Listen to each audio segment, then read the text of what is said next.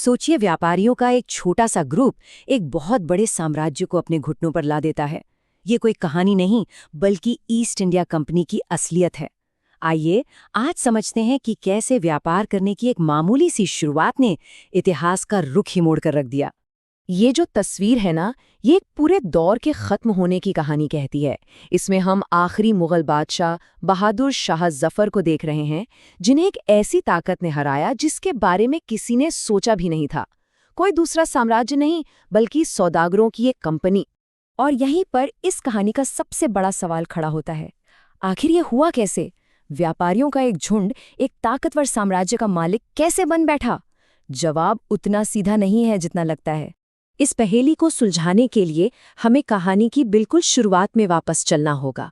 जब east India company पहली बार भारत के तटों पर उतरी तो उनका असली मकसद क्या था? तो सब कुछ शुरू हुआ एक शाही दस्तावेज से। साल था 1600। महारानी एलिजाबेथ प्रथम ने ईस्ट इंडिया कंपनी को पूरब के देशों के साथ व्यापार करने का एक खास अधिकार दिया। मतलब कोई और ब्रिटिश कंपनी वहां जाकर ट्रेड नहीं कर सकती थी। ये सिर्फ एक परमिशन नहीं थी, ये बेशुमार दौलत कमाने का एक सुनहरा टिकट था। इन लंबे समुद्री रास्तों के पीछे उनका प्लान बड़ा सीधा सा था। पूरब से मसाले और कपड़े सस्ते में खरीदो और उन्हें यूरोप के बाजारों में कई गुना ज्यादा दाम पर बेचो। एक बहुत ही मुनाफे का सौदा। लेकिन मुनाफे की ये दौड़ इतनी आसान भी नहीं थी। जल्द ही इसमें बहुत भीड़ होने वाली थी। ईस्ट इंडिया कंपनी अकेली यूरोपीय ताकत नहीं थी जिसकी नज़र पूरब के खजानों पर थी। पुर्तगाली, डच, फ्रांसीसी, यूरोप की लगभग सारी बड़ी ताकतें भारतीय माल के लिए एक दूसरे से होड़ कर रही थीं। भारत के शानदार सूती और रेशमी कपड़ों से लेकर खुशबूदार मसालों तक हर चीज़ की यूरोप में जबरदस्त मांग थी। अब देखिए, इकोनॉमिक्स का सीधा सा नियम है, जब खरीदार ज्यादा हो और सामान वही हो तो कीमतें बढ़ जाती हैं। कंपनियों का मुनाफा घटने लगा और जल्द ही ये व्यापार की लड़ाई खूनी संघर्ष में बदल गई।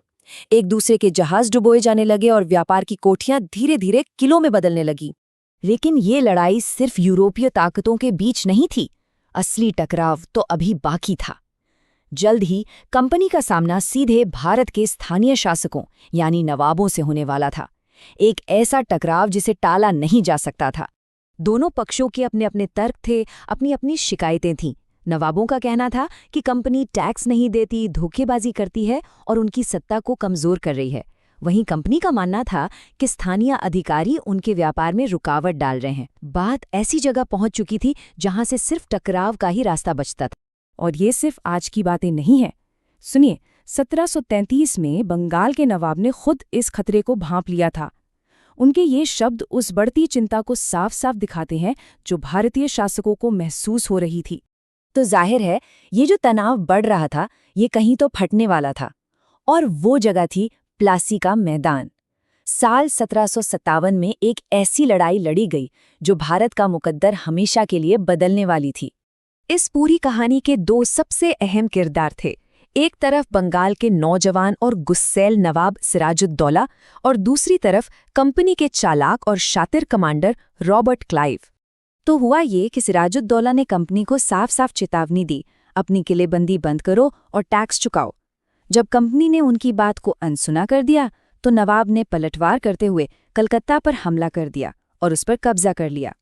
लेकिन सच तो ये है कि प्लासी की लड़ाई मैदान में कम और साजिशों से ज्यादा जीती गई। रॉबर्ट क्लाइव ने एक चाल चली। उसने नवाब के ही एक सेनापति मीर जाफर को बंगाल का नवाब बनाने का लालच दिया। और जब लड़ाई का दिन आया तो मीर जाफर की सेना चुपचाप खड़ी तमाशा देखती रही। ये एक ऐसी जीत थी जो ताकत से नहीं बल्कि धोखे से हासिल की गई थी। प्लासी की लड़ाई ये सिर्फ एक जीत नहीं थी, ये वो पल था जिसने सब कुछ बदल दिया। ये भारत में कंपनी की पहली बड़ी जीत थी और इसी जीत ने उनके लिए सत्ता के दरवाजे पूरी तरह से खोल दिए। प्लासी की लड़ाई के बाद कंपनी का किरदार पूरी तरह से बदल गया। चलिए देखते हैं कि कैसे वे सौदागर से हुक्मरान बन गए। पर कंपनी को बहुत जल्दी ये समझ आ गया कि कठपुतली नवाबों से राज चलाना भी कोई आसान काम नहीं है। आखिरकार उन नवाबों को अपनी जनता के सामने अपनी इज्जत भी तो बचानी होती थी। वे हमेशा कंपनी के इशारों पर नहीं नाच सकते थे। और इसी मुश्किल का हल रॉबर्ट क्लाइव के इन शब्दों में छिपा था। 1765 में उसने साफ कह दिया, हमें खुद ही नवाब बनना पड़ेगा।